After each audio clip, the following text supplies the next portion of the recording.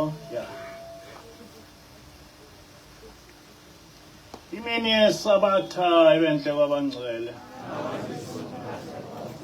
Sizovula nesihlabelelo 85 inkosi kusokuphama kwebaba.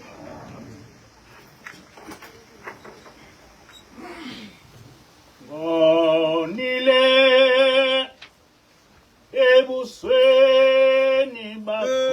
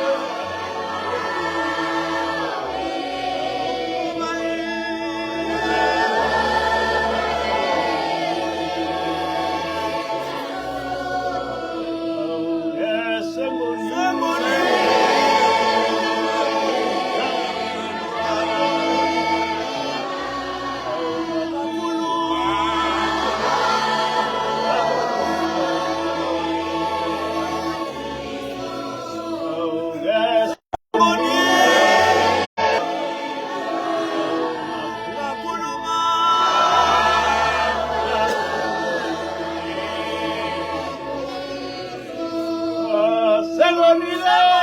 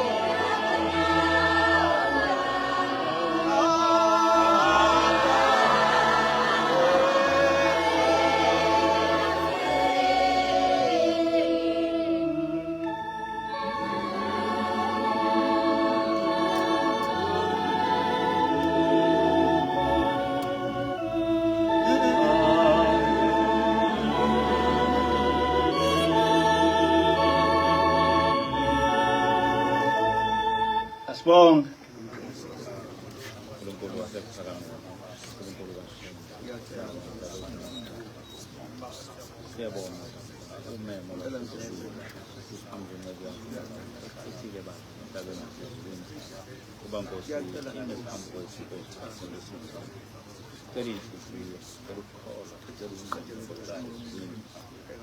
Amen.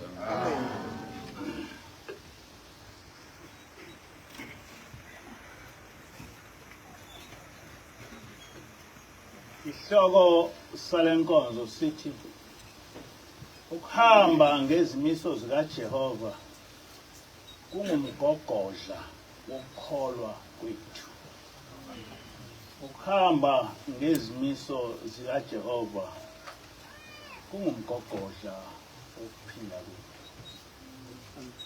Encwadini kaDeuteronomy 4 verse 12 kuya 14 uMose uthi uJehova wakhuluma kini esemlilweni, nezwa izwi likhuluma kini, kepha anibonanga simo. Wamemezela kini isivumelwano sakhe aniyala ngaso ukuba nisigcine. Imiyalelo elishumi ayiloba ezibhebheni ezimbili zamatshe. uJehova wangiyala ngaleso sikhathi ukuba nginifundise izimiso nezahlulelo ukuze nizigcine ezweni enizongena kulo ukulidla. UDeuteronomy 6 verse 4 to 7 uMose uthi, yizwa Israel, uJehova uNkulunkulu wethu munye. Mthande uJehova uNkulunkulu wakho ngayo yonke inhliziyo yakho, nangawo wonke umphefumulo wakho, nangawo wonke amandla akho. Lawa mazwi engikuyala ngawo namuhla mawahlale enhlizweni yakho, ubafundise wona abantwana bakho, wakhulume lapho uhlezi endlini yakho, nalapho uhamba endleleni, lapho ulala nalapho uvuka. Amen. Amen. Imithetho elishumi yehlukene izigaba ezimbili. Imithetho emine yokuqala ifundisa ukuthi uNkulunkulu kumele simkhonze kanjani.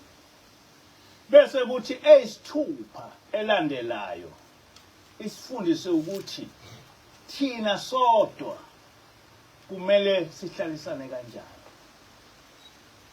UDeuteronomy 5 verse 6 kuya ku-21 uJehova uyibale yonke imiyalo elishumi, kodwa imiyalo esifundisa ukuthi kumele simkhonze kanjani uJehova igcina kuverse 15. Umyalo wokuqala uthi, nginguJehova uNkulunkulu wakho owakukhipha eGibhithe, indlu yokugcina. Ungabi nabanye onkulunkulu ngaphandle kwami. Ukwenze njani ukuba nabanye onkulunkulu? Ukuba nabanye onkulunkulu akugcini ngokuthi ubize into noma umuntu ngokuthi nguNkulunkulu, kodwa ukwethembela kunoma yini empilweni yakho ngaphezu kwaNkulunkulu, leyo nto noma lowo muntu usenguNkulunkulu wakho. Uma empilweni yakho wethembele emthini ukuthi iwona ozokuphilisa noma ukuvikela, noma ugula uthembele kuwo wodwa, lowo muthi usenguNkulunkulu wakho. Uma unomfundisi wezenkolo othembele kuye, nomthatha ngokuthi nguyena okuphila kwakho ngaphezu kwaNkulunkulu, lowo mfundisi usenguNkulunkulu wakho. Noma ngumprofeti noma isithunywa sikaNkulunkulu, uma usuthi singuNkulunkulu, lokho sekungukuba nomunye uNkulunkulu kunoJehova. Umprofeti Isaya Shembe kuzo zonke izimfundiso zakhe wayehlale ekugcizelela ukuthi munye uNkulunkulu, munye umsindisi, uJehova kuphela. Amen. Ku-Isaiah 43 verse 10 to 11 uJehova uthi, ningofakazi bami nenceku yami engikhethileyo, ukuze nazi futhi ningikholwe, niqonde ukuthi mina nginguye, akukho uNkulunkulu owenziwa ngaphambi kwami, futhi akekho oyokwenziwa ngemuva kwami. Mina nginguJehova, ngaphandle kwami akekho umsindisi. Amen. Ukufakazela lamazwi kaJehova, uShembe kwihlabelelo 119 wakhuluma la kanje, thina siyamthanda lo onokusindisa, isihlangu sethu nguJehova onokusindisa. So phelela sonke kuJehova onokusindisa,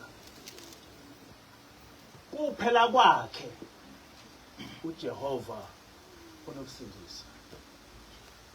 Alikho nelinye igama esingasinda ngalo. Kuphela igama likaJehova esingasinda ngalo.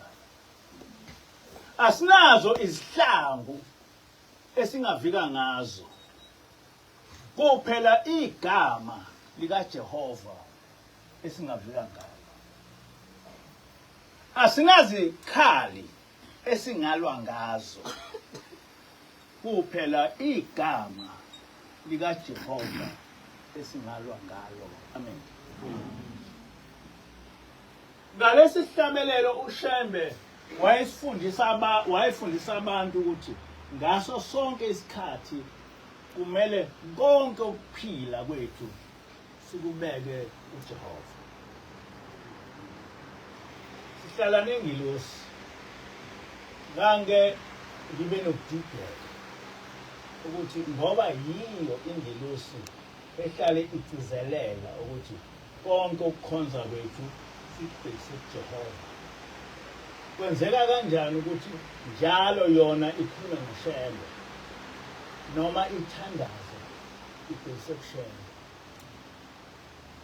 Impendulo ikuMathewu 28 verse 18.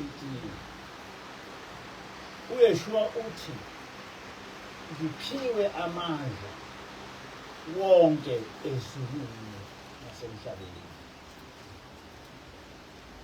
uYeshua waphiwa onke amandla, kodwa lamandla wayewaphiwa nguNkulunkulu, waphiwa nguJehova. Ngakho uma ubiza igama likaYeshua noma likaShembe noma kukho konke okwenzayo ukwenza egameni likaYeshua noma likaShembe, kungenxa yokuthi uYeshua njengesithunywa sikaNkulunkulu noShembe njengesithunywa sikaNkulunkulu uphiwe nguNkulunkulu amandla okwenza konke okwenziwa nguNkulunkulu. Unama-delegated powers kaNkulunkulu njenge-agent yasezulwini. Akusho mina, kodwa kusho yena uYeshua ezinkulumeni zakhe eziningi. KuJohn 5 verse 43 kuya 44 uYeshua uthi ngize egameni likaBaba, kepha aningemukeli. Kodwa uma kuza omunye ezizela egameni lakhe, lowo niyamemukela. Pho ningakholwa kanjani nisadumisana nodwa? Ningalifuni udumo oluvela uNkulunkulu okunguye yedwa na? Akagcinanga lapho uYeshua, kodwa kuJohn 7 verse 18 uthi ozikhulumela ngokwakhe ufuna udumo lwakhe, kodwa ofuna udumo lwalowo omthumileyo, lowo uqinisile, akukho ukungalungi kuye. uYeshua wayekhuluma okuthunywe nguNkulunkulu. Amen. Ephakamisa udumo lukaNkulunkulu. uMose akanikanga yini umthetho?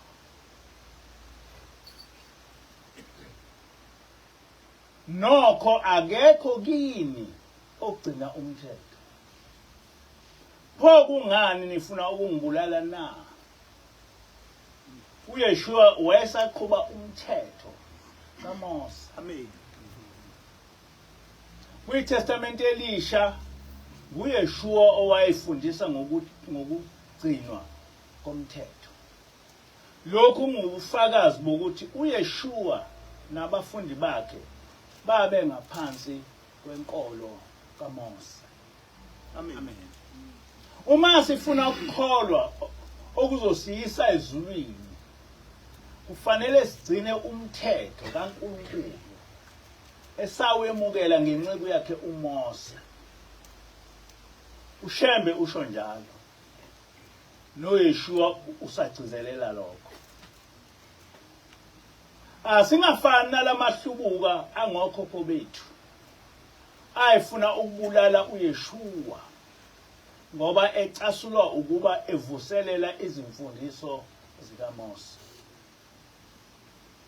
Angazi ukuthi yini eyayenze amanye amakholwa engaboni ukuthi uYeshua akahlanganise lutho nalenkolo yabezizwe esesinkulu. iBhayibheli likubeke kwacaca ukuthi uYeshua wayengaphansi kwenkolo kaMose, Mosaic faith. Futhi nasezimfundisweni zakhe wayeqhuba inkolo kaMose. uMathewu 5 verse 17 to 19 uYeshua uthi, ningasho ukuthi ngizochitha umthetho kaMose nezimfundiso zabaprofeti. Angizelanga ukuzochitha kodwa ngizogcwalisa. Ukuthi ngizogcwalisa kungahunyushwa ngezindlela ezimbili. Kungathi ngizogcizelela. Kose kushiwo. Kube futhi ukuthi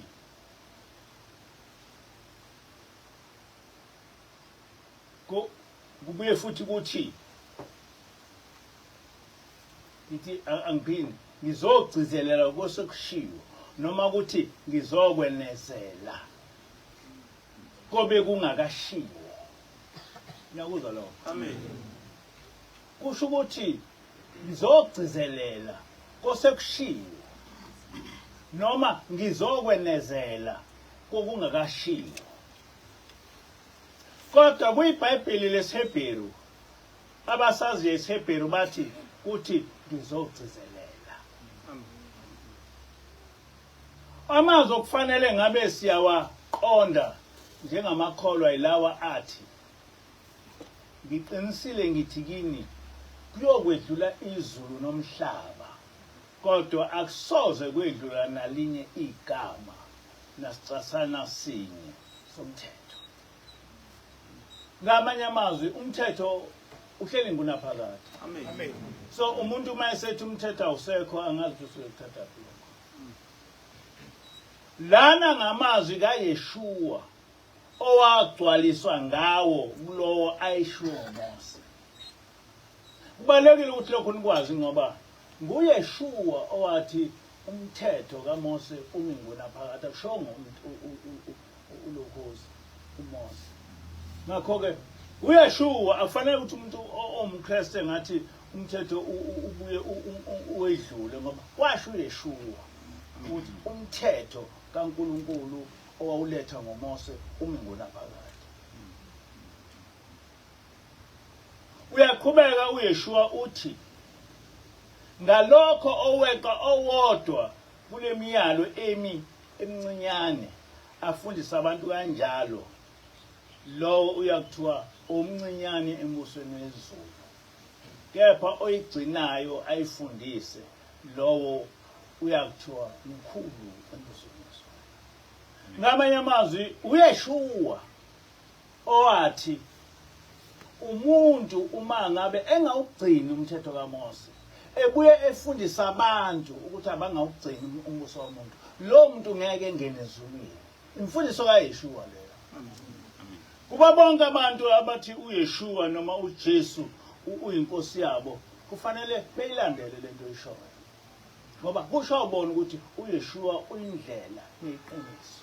Ngamanye amazwi awukwazi ukwenza okuphisana nokusho uYeshua.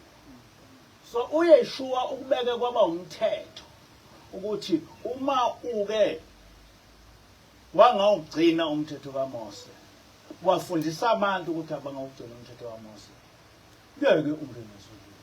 Kodwa uma ugcina umthetho kaMose futhi ubuye ufundisa abantu ukuthi abagcine umthetho kaMose, umkhulu ezulwini.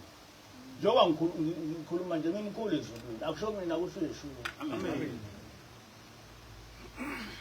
nguYeshua owasifundisa ukuthi umthetho kaMose umi ngunaphakade futhi nguYeshua owathi uma ungawugcini umthetho kaMose angeke ungene ezulwini. Kodwa angazi ukuthi kwenziwa yini ukuthi amakholwa engayiboni into esobala kanje. Ngabe uYeshua wayengaphansi kwenkolo yabezizwe okuyiChristianity noma wabe engaphansi kwenkolo kaJehova eyiholwa nguMose okuyi-Mosaic faith?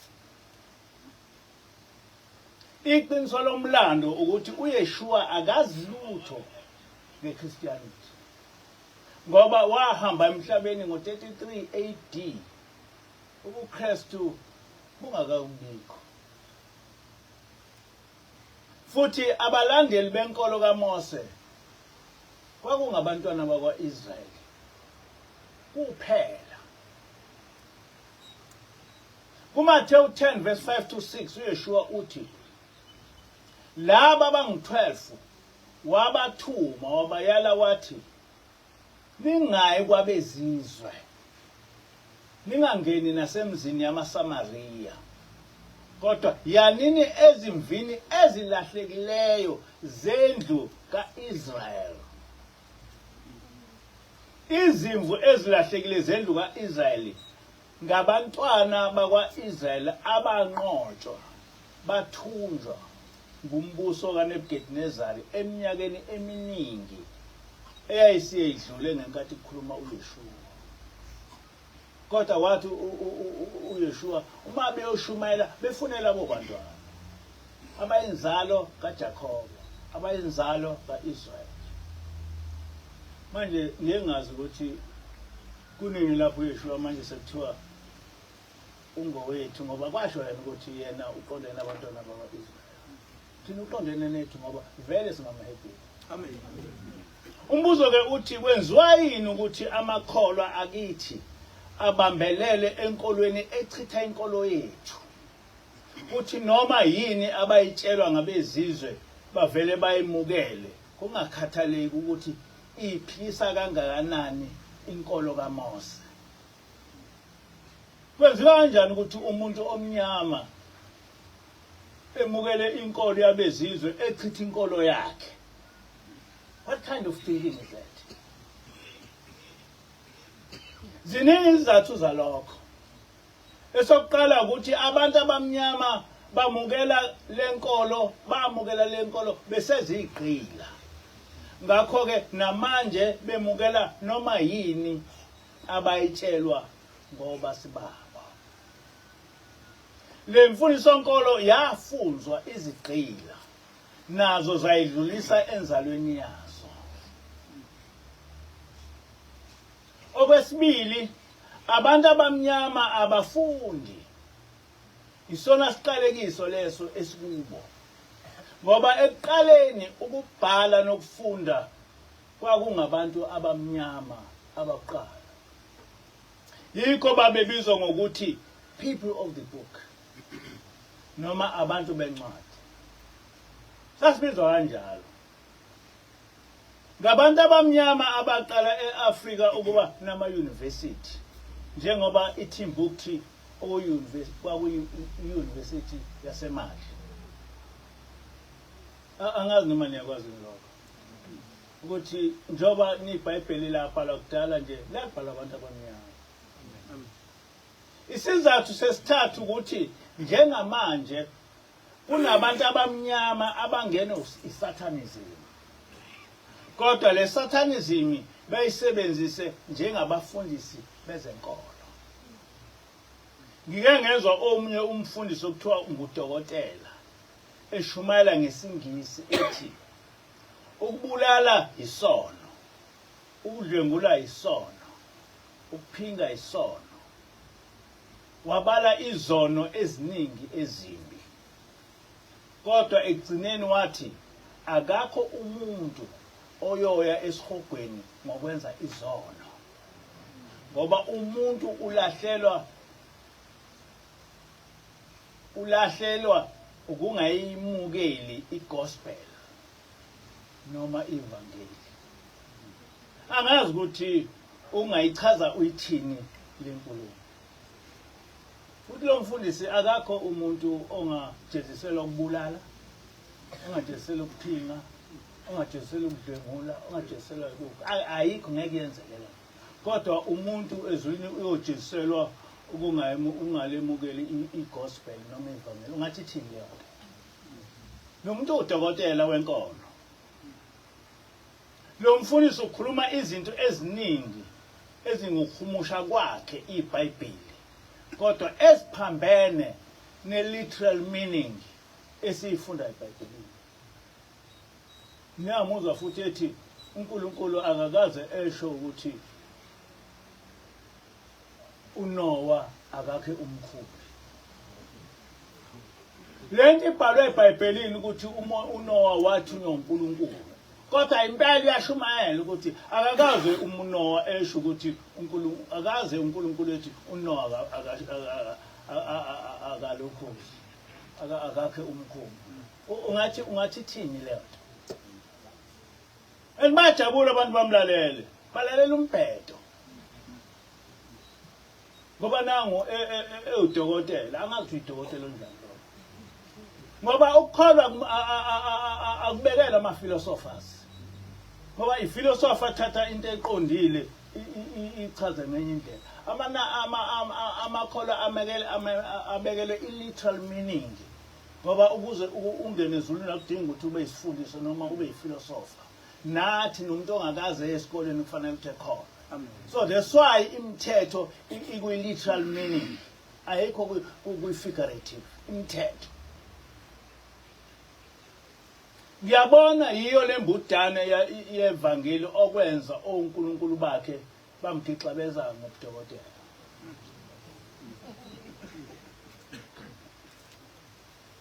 Unobudokotela bokususa abantu kuNkulunkulu ngegunya lokuthi ungumfundisi, futhi ungudokotela osebenzisa ubuqili babezizwe. Uphisa lo mfundisi yizwa ukuthi uPaul uthini kwabaseKorinte besibili, isahluko 5 verse 10.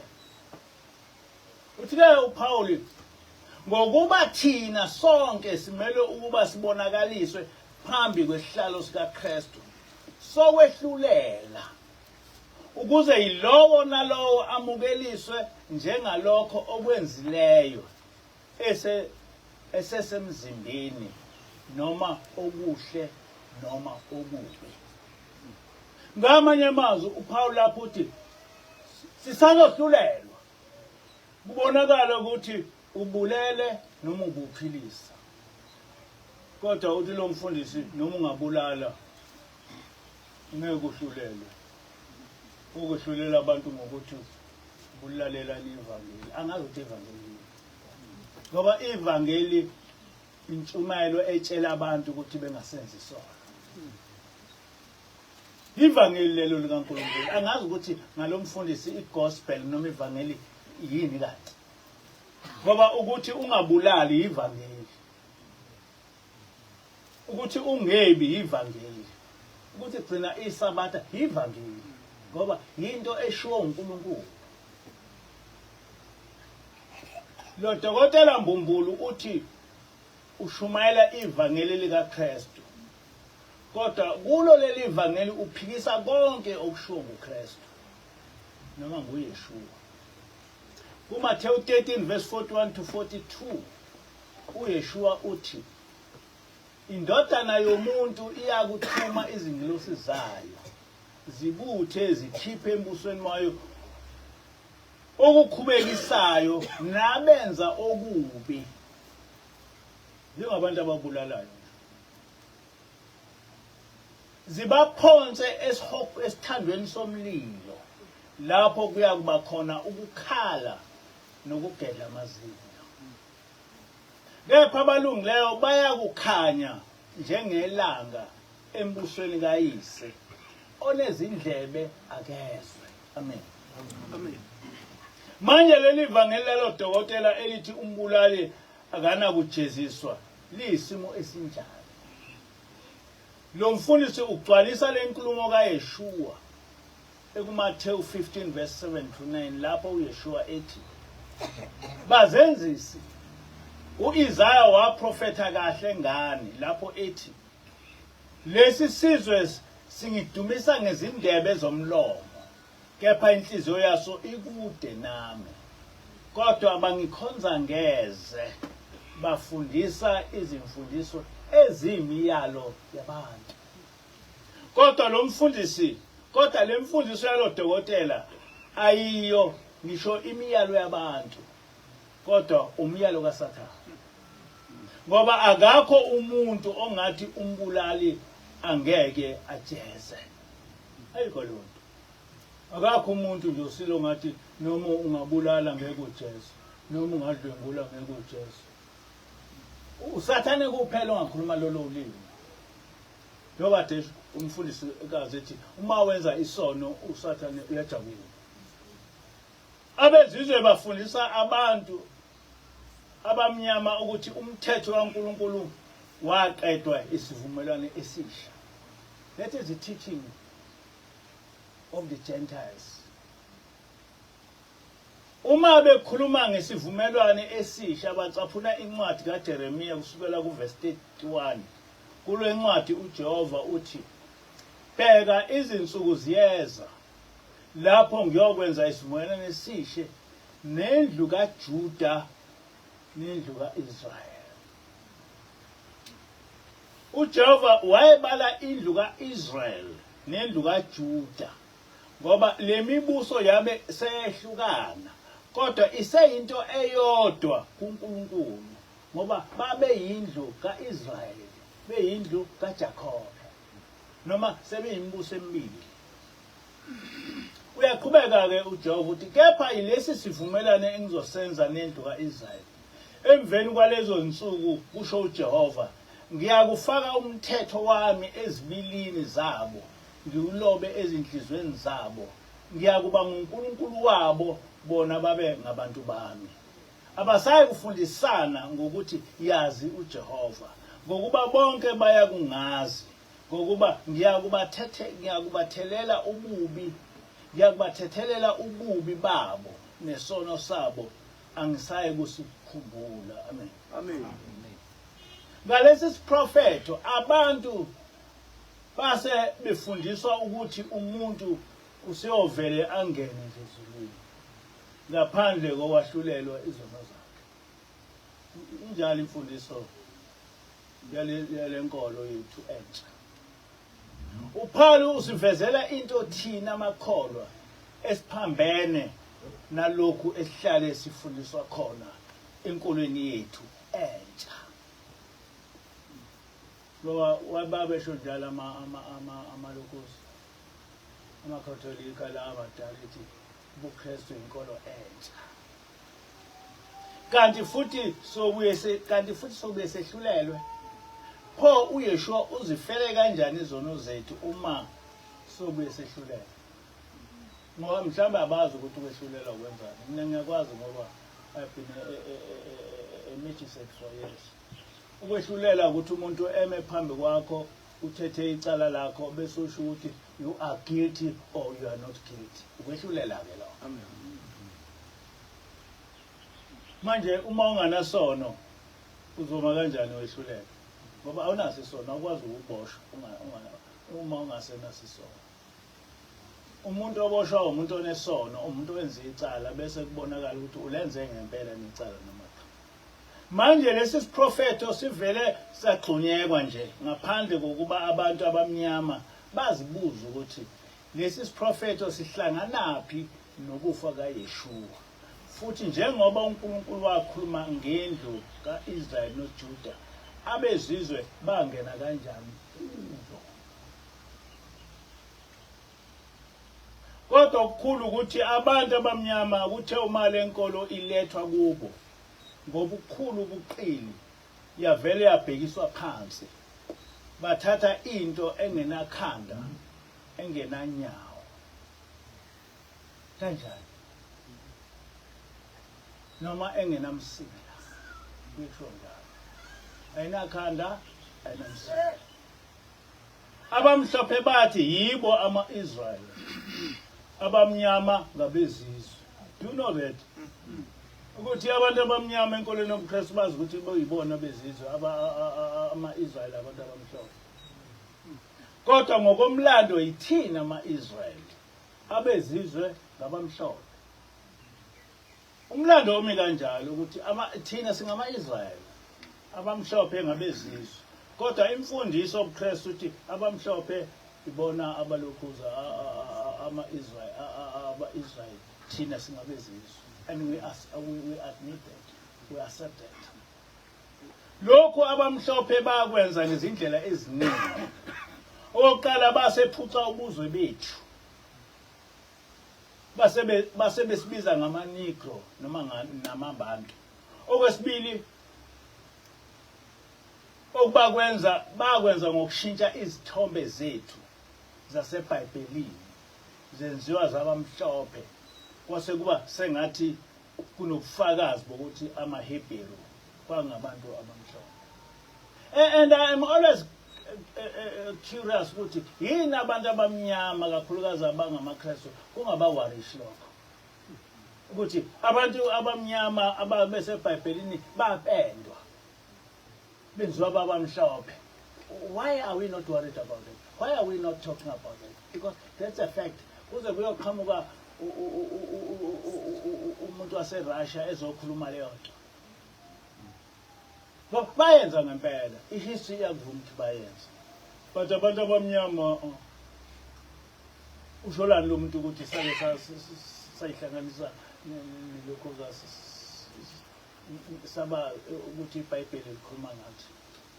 Kodwa okubi kakhulu ngenkathi amaRoma ewanqoba amaJuda bashaya umthetho owawuchitha inkolo kaMose. Bayibiza ngokuthi inkolo yamaHebheru. Lokho bakwenza ngamaCretes ngihlale ngikhuluma ngakho.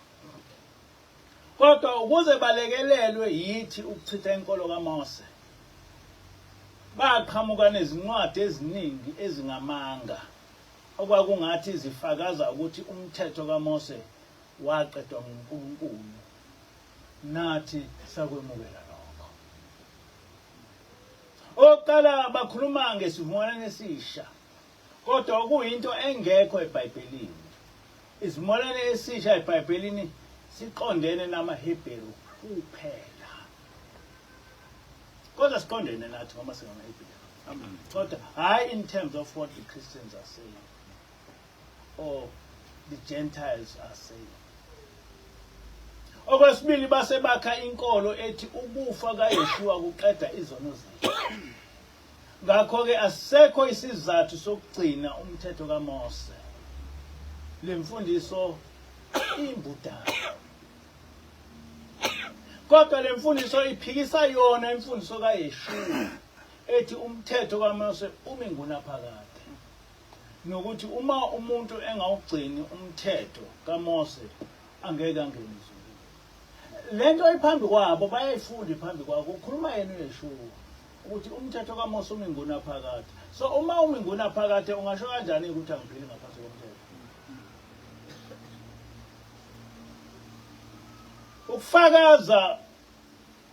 Ukufakaza ukuthi umthetho kaMose awuzange uqedwe ngokubethelwa kaYeshua. Ngisho emva kokubethelwa kaYeshua abapostoli baqhubeka nezimfundiso ngomthetho kaMose. Okungumthetho esiunikwe nguJehova. Ngaphela uma ngabe umthetho waphela ngokubethelwa kaYeshua kwama kanjani ukuthi abapostoli babashumayela uYeshua engasekho bese nabo bekhuluma ngomthetho. Kuyizenzo 28 verse 22 to 23 kuthi kepha thina siyathanda ukuzwa ukuthi uPaul ucabangani ngokuba siyazi ngaleli hlelo ukuthi liyaphikiswa ezindaweni zonke. Umlando uyasiphinda ngoba namanje ihlelo lamaNazaretha liyaphikiswa. Sebemisele usuku baya kuPaul endlini ngobuningi. Wabacacisela efakaza ngombuso kaNkulunkulu, ebagxeka, ebanxenxa ngoJesu, ethathela emthethweni kaMose nakubaprofeti. Amen. Amen. Emva kwayesho umpostoli Paul wabe sefunda ngomthetho kaMose. Wayefundisa ngomthetho kaMose. Pho kwavelapho ukuthi asaphili ngaphansi komthetho ngoba uYeshua wafela izono zethu. Kwavelapho. Sizwa futhi uPaul esaqhubeka nokushumayela ngokubaleka komthetho kwabaseThessalonika besibili isahluko 12 verse 8 to 12 lapho ethi kulapho eyakwambulwa khona lowo ongenamthetho eyakumqothula ngomoya womlomo wayo inkosi uJesu impubhise ngokubonakala kwayo mhla ifika. Uthi-ke uPaul inkosi uJesu yofika ibulale laba abantu abanganamthetho. Ukufika kwalowo ongenamthetho kuyacaca emsebenzini kaSathane osebenza ngawo wonke amandla nangezibonakaliso nezimangaliso ezingamanga kusho uPaul nangayo yonke inkohliso yokungalungi kwababhubhayo ngenxa yokuba bengavumanga ukuthanda iqiniso ukuze basindiswe. Ngalokho ke uNkulunkulu ubathumela ukulutheka okunamandla ukuze bakholwe ngamanga ukube bahlulelwe bonke abangokholwanga iqiniso kodwa bejabulela ukungalungi. Amen. Amen. Kukhuluma uPaul. Akhuluma.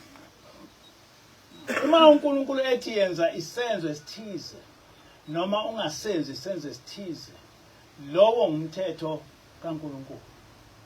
Uma wena uphikisana nokusho uNkulunkulu usuweqa umthetho kaNkulunkulu. Ziningi izindlela zokweqa umthetho kaNkulunkulu. Ungaweqa umthetho kaNkulunkulu ngokukhuluma uphikisane nokusho uNkulunkulu. Lokhu ungakwenza ngokukhuluma kubantu uthi lo mthetho awusho lokho kodwa usho lokho uphikisa umthetho. Ngike ngezwe omunye umfundisi ethi uma uLevi 19 verse 28 ethi anikuzigcaba emzimbeni yenu ngenxa abafileyo anikuqopha imibhalo emalabalaba kuyo kuJehova. Uthi ke lo mfundisi lo mthetho awusho ukuthi ungawenzi amathathu. Lo mfundisi angeke ngempela ngibayeke labafundisi abaphethisa abantu ngoba ngithunyiwe uNkulunkulu. Uma bengiphikisa kulanto ngisho ngimamema kwishashalazi ukuthi bebenze lento abayikhuluma abayithathabe manje. Lo muntu obekhuluma lokho ngumfundisi. Usobala ukuthi omubi usebenza ngabafundisi ukudukisa abantu. Uthi ke uYeshua kuMathewu 5 verse 19 oweqa owodwa kule miyalelo emincinyane abafundisa abantu kanjalo uyakuthiwa mncinyane embusweni wezulu. Lo mfundisi ubefundisa abantu ukuthi abeqe umthetho kaNkulunkulu.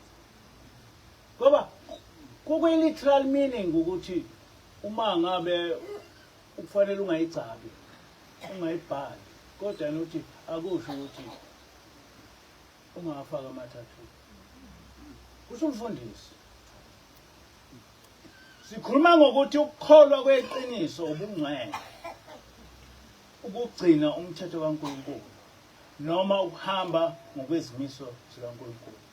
Ukhona ukukholwa lokho ukuthi ugcina ubungcwele. Ugcina umthetho kaNkulunkulu. Uma ukukholwa kwakho kungukwephula umthetho kaNkulunkulu noma ungazibiza ngokuthi ulikholwa kodwa ngeke ubone umbuso wezulu washo yena uYeshua. kuMathewu 7 verse 21 to 23 uYeshua uthi akubo bonke abathi kimi inkosi inkosi abayawubona umbuso wezulu kodwa kuphela yilowo owenza intando kaBaba osezulwini. Abaningi bayothi kimi ngalolo suku Nkosi asiprofethanga yini ngegama lakho. Sakhipha amadimoni ngegama lakho. Senza imisebenzi eminingi yamandla ngegama lakho na. Khona ngiyakubatshela ngithi angizange nginazi. Sukani kimi mina benzibuvu. Amen. Lezi zincwadi uMathewu 5 noMathewu 7 zibaleke kabi kumuntu ofuna ukuya ezulwini. Ngoba ziyakuchazela ukuthi ukuze umuntu engene ezulwini kumele eziphathe kanjani. Kodwa ngeshwa angaze ngizwe emabandleni kufundiswa ngalezi zincwadi. kuJohn 14:15 uYeshua uthi uma ningithanda niyakugcina imiyalo yami. Imiphi le miyalo othi uYeshua uma simthanda asiyigcine? Imiyalo uYeshua owathi asiyigcine ongumthetho kaNkulunkulu ikuMathewu 5:17 kuya ku19 noMathewu 7:21 to 23. Yona miyalo leyo kaNkulunkulu eyafundiswa uYeshua. Kodwa ngabe amakholwa ayigcina leyo miyalo abe eyifunde ngaleyo miyalo. Uma ungiphikisa kulokho engishoyo nginikeze imiyalo kaYeshua othi uma simthanda asiyigcine. Umuntu ohlale ekuzwa ukuhlale amakholwa ebabaza ehlabelela ngoJesu ethi uJesu wafela izono zethu. Ngakho ke asena sona. Bejabulela into engekho. Kodwa awuzwa lutho ngokugcinwa komthetho kaNkulunkulu njengokuyala kukaYeshua. Usencwadini engcwele. Kodwa konke lokhu ukukholwa okufundiswa nguYeshua okuMathewu 7:21 to 23 amakholwa akwakhathaza. Uthi uYeshua noma ungahlale uprofeta ngegama likaYeshua, ukhipha amadimoni ngegama likaYeshua, wenza imisebenzi emikhulu yamandla ngegama likaYeshua, konke lokho akusho lutho uma ungawugcini umyalo kaNkulunkulu. Kusho uYeshua akusho lutho. Uthi uYeshua uyokuxosha ezulwini usukushilo konke lokho ngoba ukungena ezulwini uMose. Thina sahlala nomprofeti kaJehova ubaba omkhulu owayesifundisa ngazo zonke izimiso zikaJehova ukumele uzigcine uma uthi ungumntwana kaNkulunkulu. Umprofeti wayesifundisa ngento oyaziyo ngoba waxhumana noNkulunkulu. Kodwa okukhulu kakhulu njengamanje ehleli nengilosi evela khona ezulwini ezemhlabeni ukuzoqondisa ngomkhondo wezwi likaJehova okumele siwulandele uma sifuna ukufika kulowo muzi okhazini lawo. Amen. Ngiyazi abaningi bathi angeke siwulandele umthetho kaJehova. Kodwa ke isihlungu siwuhlunga. Mina ngobe ngiwenzile owami umsebenzi. Amen. Ngijwayele ukuzwa uSister Celestial ethi abantu abafunde iBhayibheli ngoba liphambi kwabo. Musa ukuthatha izimfundiso zabafundisi abasebenzela uSathane bese uhamba ngazo ngoba uzwa umuntu ethi ungudokotela wenkolo. Wathatha izimfundiso zikaMfundisi uXhakaza ngoba ethi udokotela wenkolo. Udokotela wayiphi inkolo?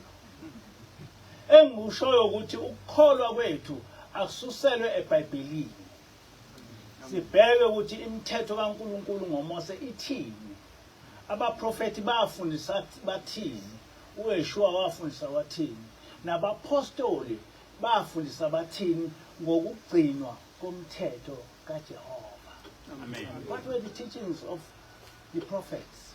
What were the teachings of Yeshua? What were the teachings of the apostles? About ukugcinwa komthetho kaJehova.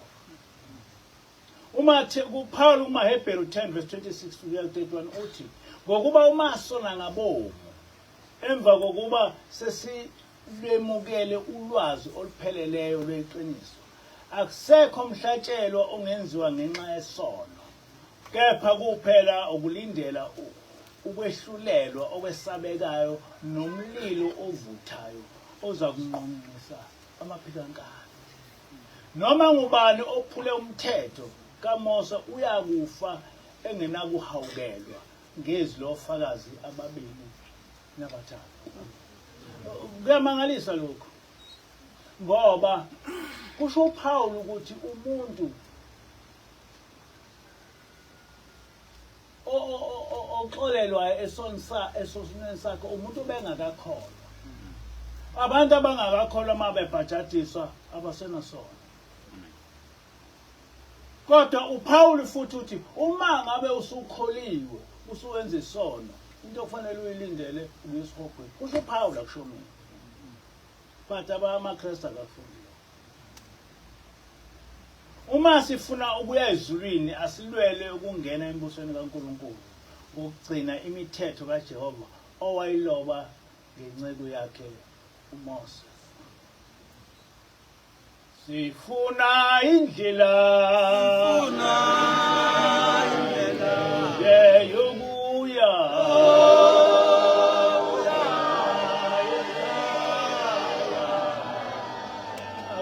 sifuna